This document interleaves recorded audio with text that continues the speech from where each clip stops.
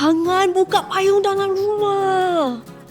Nanti Gula datang kata orang tua. Nak yang cantik, muda dan murah. Tapi rumah idaman mahalnya. Sebenarnya kita yang cerewet ke? Kos rumah di Singapura memang mahal. Should we just rent?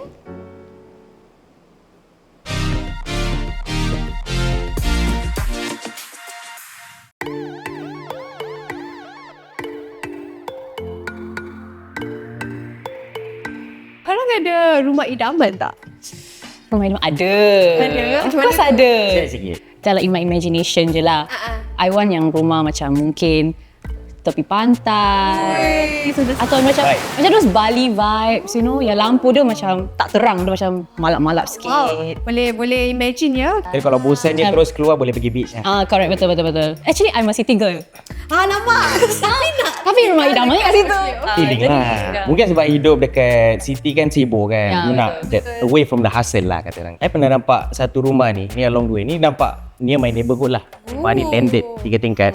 And I always suka sebab rumah dia letak bambu. Rare kan? Tak selalu nampak kat Singapore. So macam punya apa tu? Palang dia. sebab dia punya living room terbuka, orang boleh nampak. So dia letak bambu tu macam covering. So macam ada seclusion. Cool. So macam bagus pun sebab dia dekat dengan mall, dia dekat dengan MRT. Macam Wah, semua ada. baik lah. Ya. Kan baik. Particular lah Tapi kan. more realistic. Tapi pasal dia landed kan, Okay. tak dapat lah. Mana ada, boleh. Idamkan je kita. Idaman. I suka kereta.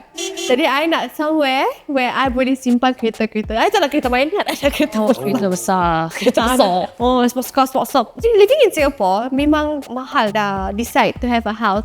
Korang would rather rent atau korang would buy a house?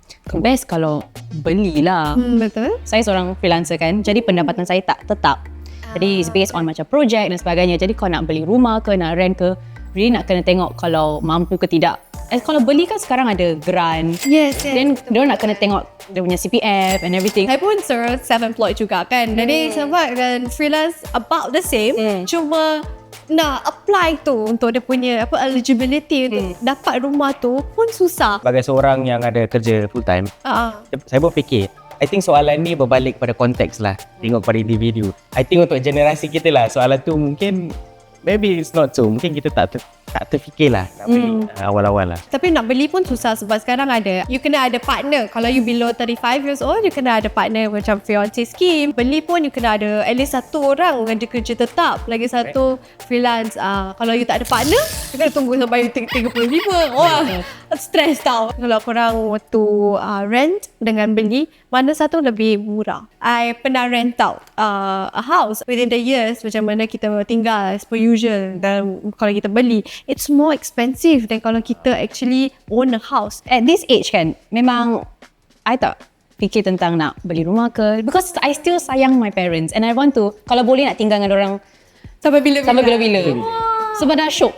Tak payah nak fikir tentang nak masak apa atau nak beli apa. You're comfortable. Yeah, I'm very selesa. I have the choice of nak stay dengan parents. Faham tak? Kalau keluarga tu contohnya rumahnya besar, ada tempat yang memadai untuk adik-beradik, okay.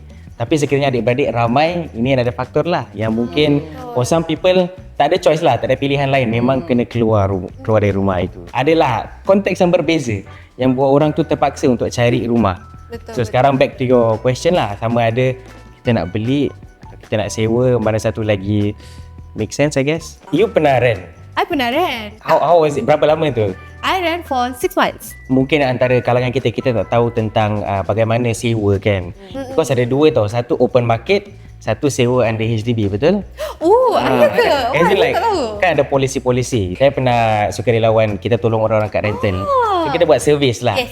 Nak tahu dia punya per income berapa. Jadi kita boleh beri bantuan yang elok lah. Saya ingat satu atau dua je yang dia punya income lebih dari 4,000. Lain semua kira 2,000 and below. Yang lagi satu perkara is orang yang middle income nak cari tempat untuk rent tak ramai. Sebab mereka nak kedepankan, kita faham. Yes. Saya nak kedepankan keluarga yang lower income. But it is very hard lah. Jadi kalau sama ada kita nak fikir untuk sewa atau kita nak beli, dua-dua ada dia punya cabaran yang berbeza. Yes, betul. Kalau nak beli pun ada apa benda yang HFE, HLE, tak tahu apa benda. But like macam it's a form yang kena fill up. Bukan senang tau sebab partner you tak kerja, you pun dua-dua self-employed. Tak boleh dapat. Diorang ada income ceiling juga. Contohnya BTO, kalau you reach a certain income, you dah tak boleh apply BTO. Mana satu korang prefer yang dah semula jadi, dah sediakan and pay macam lesser, atau yang you still need to renovate, you nak kena buat barang-barang and it cost more? Is space a priority untuk korang? Sebab for me, I memang look at space. I tak suka toilet yang kecil. Okay, yang macam kirakan masuk lepas tu sink tu macam I rasa macam I dalam prison. Faham. Prison lagi besar. Macam prison lagi besar. Wow. Okay. Macam macam mana masuk. Macam dia cakap macam satu bilik cakap apa gitu. Macam kecil sangat tak boleh. Actually I prefer resale. Sebab besar. Yes, Macam betul. living room dia besar and like dia punya kitchen also besar. Yeah, I don't like kalau nak buat apa-apa, kalau macam gini dah wall to wall. You orang buat apa ni kat rumah? Jalan sasat. Kita jalan macam gitu. Dia reflect kepada kita orang punya minda, like our health. I feel that way ya, macam claustrophobic.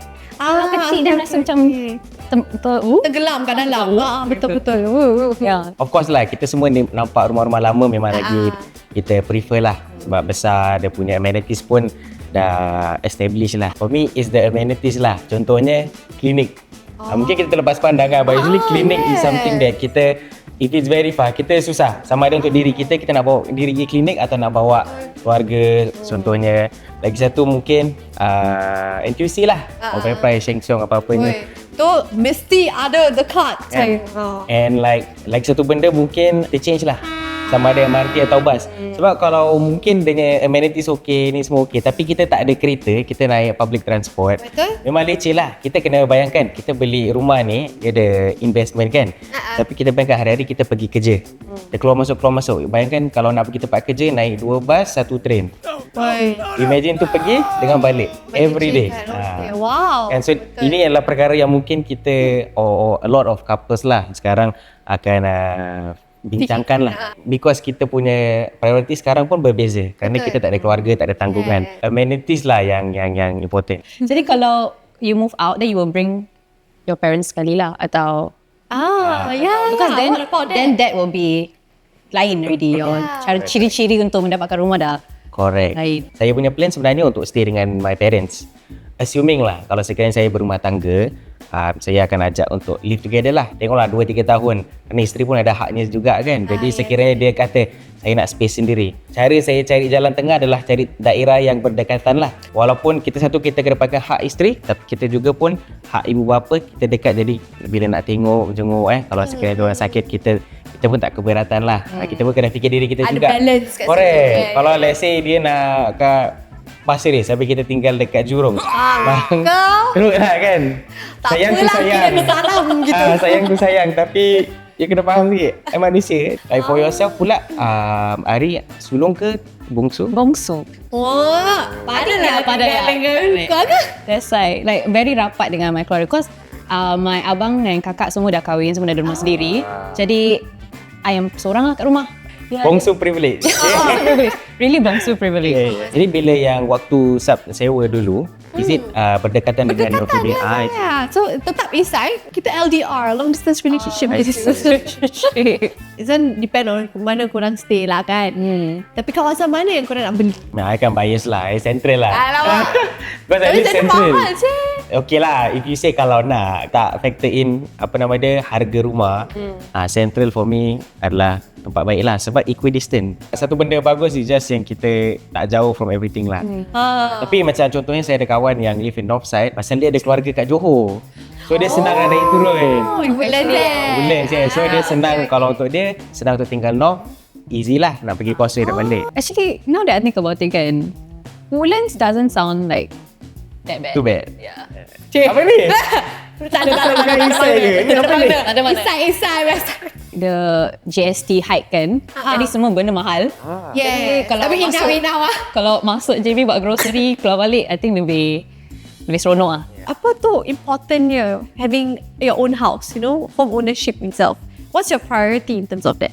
Sekarang ni memang tak terfikir pun nak ada rumah. Masanya yang I akan terfikir pasal rumah is probably because memang nak ada anak atau nak ada asset. Rumah is one investment in itself. Jadi kalau apa-apa terjadi, kita masih ada rumah, masih ada tempat tinggal.